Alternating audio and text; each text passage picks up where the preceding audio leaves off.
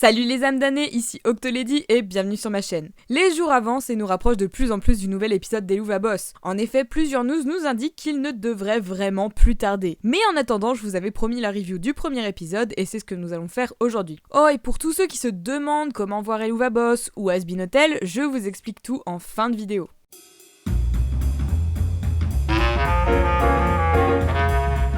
L'épisode 1 se nomme Murder Family et a été écrit par Viv Zipop et Brandon Rogers. Il prend place lors d'une affaire traitée par IMP, une jeune femme victime d'adultère de son vivant a tué son mari et tenté de tuer sa maîtresse avant de se suicider et ainsi finir en enfer. Elle demande à Blitz de tuer la jeune femme qui, elle, a survécu à son attaque. Dans ce nouvel épisode, on découvre donc de nouveaux personnages. Tout d'abord, Mrs. Mayberry, une jeune institutrice pleine de vie, ce qui infirme complètement mon propos par rapport au pilote. D'ailleurs, ici, le monde des humains est vraiment plein de couleurs. Les élèves chantent gaiement avec leur professeur. Mais alors que celle-ci appelle son mari pour lui souhaiter un joyeux anniversaire, elle le surprend en plein acte d'adultère, ce qui la fait totalement basculer. Elle rentre donc chez elle pleine de colère et pense assassiner son mari et sa maîtresse avant de mettre fin à ses jours, tout ça sous l'œil innocent de ses élèves. On la retrouve donc en enfer par la suite sous la forme d'un satyre, forme très significative de sa situation car les satyres étaient des créatures de la mythologie représentées sous les traits d'hommes rustres avec une queue, des oreilles de chevaux et un phallus le plus souvent en érection. Ce dernier détail servait à souligner le comique de leur excitation sexuelle afin de la tourner en ridicule. Dans le langage courant, le terme satyre peut quant à lui être employé pour qualifier certains types de pervers sexuels. Tout comme les formes d'Alastor ou d'Angel, on constate donc que les formes démoniaques de chaque personnage ne sont pas choisies au hasard. Malheureusement pour elle, Martha, la fameuse maîtresse, donc pas l'institutrice, oui je sais faut suivre, a survécu.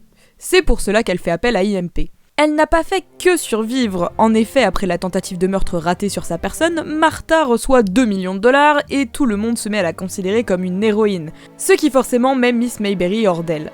Notre petite bande accepte donc le contrat et se retrouve dans le monde des vivants afin d'assassiner Martha. Mais cela ne se passe pas vraiment comme prévu. En effet, la gentille petite famille se révèle être des tueurs sanguinaires, cannibales, adorateurs de Satan. En même temps, avant même ce petit reveal, il y avait quelques petits indices qui laissaient penser que la famille n'était pas si sympa que ça.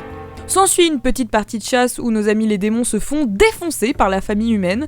En vrai, j'ai pas trop compris sur le coup. Ils essaient de renvoyer les démons chez eux, sans vraiment y arriver. En même temps, jeter un démon dans le feu, je vois pas trop à quoi il s'attendait non plus. Et Moxie finit par achever Martha pour sauver Millie. Bon, et Blitz aussi, mais soyons honnêtes, il l'a surtout fait pour sauver Millie. Le message de l'épisode me paraît assez clair, il ne faut pas se fier aux apparences, car ici les vivants reconnus comme des héros sont en réalité tout aussi maléfiques que les démons venus eux-mêmes pour les tuer. Un peu typique concernant l'humanité en général, mais aussi le fait que l'on ne naît pas méchant ou gentil, l'exemple de Moxie étant le plus parlant. Ce n'est pas parce qu'il est né démon qu'il est foncièrement mauvais.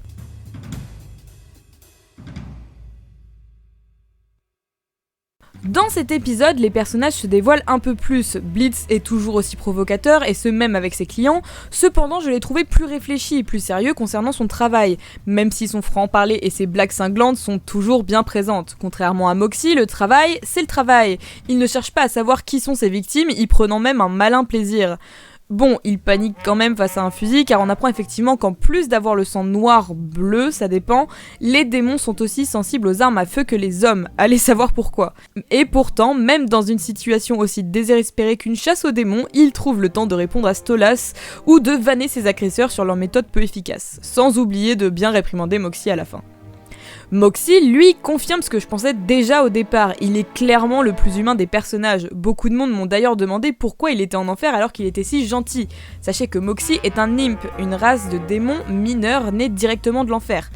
Disons qu'il n'a juste pas eu de chance. Effectivement, Moxie se pose des questions sur leurs activités et sur le choix des victimes, essayant même à la fin de faire le bien en dénonçant la famille aux autorités, mais bon, là aussi, tout ne se passe pas comme prévu. On notera quand même qu'il met ses principes de côté lorsqu'il sent que Millie est vraiment en danger. D'ailleurs, en parlant de Millie, son changement de voix notable a selon moi une forme d'influence sur son caractère, du moins selon ma perception du personnage. Je la trouvais vraiment niaise et naïve dans le pilote, ici je la trouve un peu plus chill, plus mature aussi quelque part. J'aime beaucoup la vibe qu'elle a avec Blitz d'ailleurs. Elle semblait un peu plus douée que Blitz et Moxie en termes de meurtre et de technique, mais se fait mettre KO en un coup.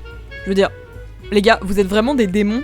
Luna est assez absente de cet épisode, on la remercie néanmoins d'avoir sauvé le livre parce que, bon, sinon la série se serait arrêtée là en fait. Il est important de remarquer que si Luna n'est pas attentive à ce qu'il se passe, la petite bande pourrait rester coincée dans le monde des vivants. Elle tient quand même donc un rôle pivot dans l'équipe. Et bien évidemment, Stolas est de retour. Encore une fois, via le téléphone, le prince Hibou nous fait l'honneur d'une scène à la fois magnifique et à mourir de rire. Je veux dire, regardez-moi ce décor, qui ne voudrait pas cette salle de bain? Stolas nous confirme donc que jusque-là, il autorisait Blitz à utiliser son livre, mais cela ne lui suffit plus. Surtout qu'en absence du livre, il ne peut remplir ses devoirs inconnus pour nous actuellement. Il propose donc à Blitz un pacte impliquant qu'il se retrouve chaque mois les nuits de pleine lune afin de forniquer. Le truc c'est que Blitz accepte sans vraiment rechigner. Bon ok, il était dans une situation d'urgence, mais quand même. Forcément, cela déclenche une nouvelle crise de j'ai envie de Blitz tout de suite maintenant aiguë, et le voilà à déblatérer des propositions sexuelles toujours aussi censurées. On recroisera le portable plus tard d'ailleurs lorsque Moxie reviendra vers la maison. On retrouve donc un schéma assez similaire au pilote. Un nouveau client leur propose une mission, IMP effectue la mission, Moxie fait une bourde, Stolas appelle pour dire qu'il est en manque et résolution de la mission. Bon, le dernier leak du prochain épisode semble me faire mentir car Stolas est au cirque de Momoland avec sa fille Octavia, donc il y a une forte chance qu'il croise physiquement Blitz. Je ne rêve que de ça d'ailleurs, pitié, faites qu'on les voit ensemble ailleurs que sur Instagram. Ce premier épisode est une vraie pépite et ne m'a fait que plus adorer Eluva encore. Si le rythme d'un épisode par mois se concrétise, je ne pourrais qu'être aux anges. Ironique pour un démon.